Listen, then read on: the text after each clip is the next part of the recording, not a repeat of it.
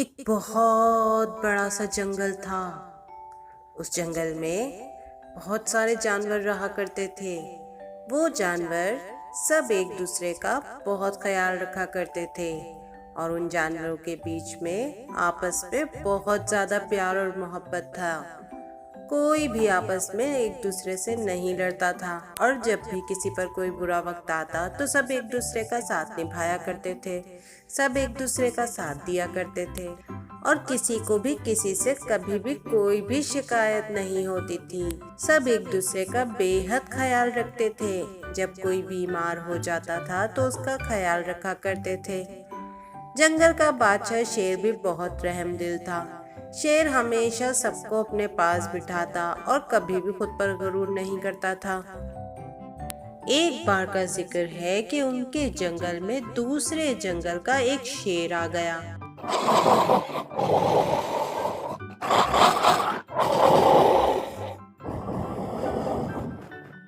اور وہ سب کو ڈرانے لگا اور دھمکانے لگا، کبھی خرگوش کو، کبھی لومڑی کو اور کبھی ہاتھی کو وہ ڈراتا اور سب جانوروں کو اپنی جان کی فکر ہونے لگی۔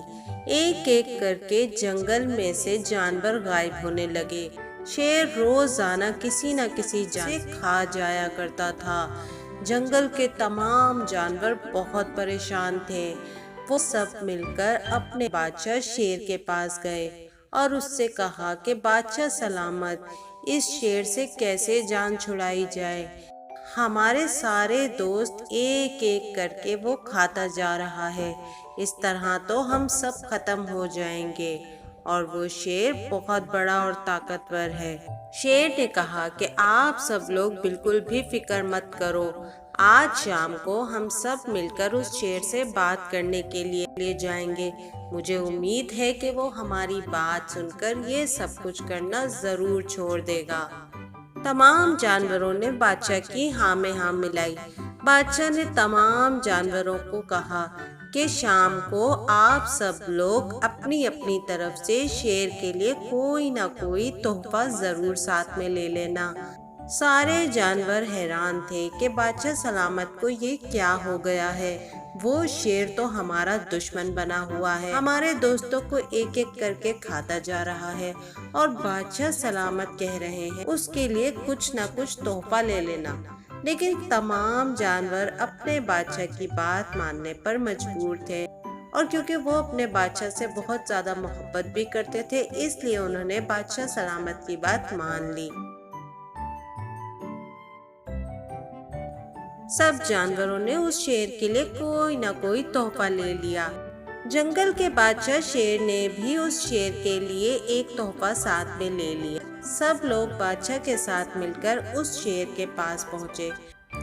اس شیر نے جب تمام جانوروں کو جنگل کے بادشاہ کے ساتھ دور سے آتے ہوئے دیکھا تو وہ بڑا حیران ہوا کہ یہ لوگ کیسے میرے قریب آ رہے ہیں، کیا ان کو مجھ سے ڈر نہیں لگ رہا؟ اس نے سوچا خیر ان کو آنے دو، میں بھی دیکھتا ہوں کہ یہ سب یہاں کیا کرنے آ رہے ہیں۔ جب وہ تمام جانور اور جنگل کا بادشاہ اس شیر کے قریب پہنچے تو جنگل کے بادشاہ نے اس شیر سے کہا کہ آپ کیسے ہیں؟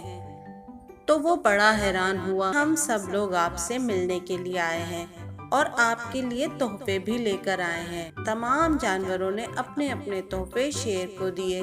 شیر بڑا حیران ہوا۔ شیر نے کہا کہ یہ کیا؟ میں تو ان کے ایک ایک جانور کو روزانہ کھاتا جا رہا ہوں اور کسی نہ کسی پر روزانہ حملہ کرتا جا رہا ہوں، پھر بھی یہ لوگ مجھ سے ملنے کے لیے آئے ہیں اور میرے لیے تحفے بھی لے کر آئے ہیں۔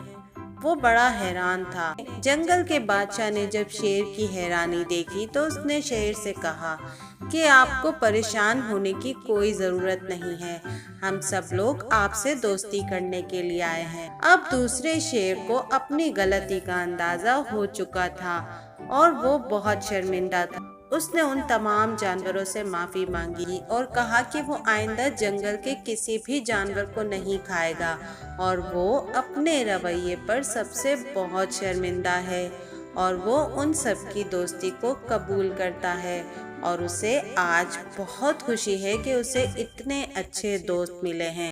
तब जंगल के तमाम जानवरों को समझ में आया कि बादशाह ने हमें तोहफे लाने के लिए क्यों कहा था।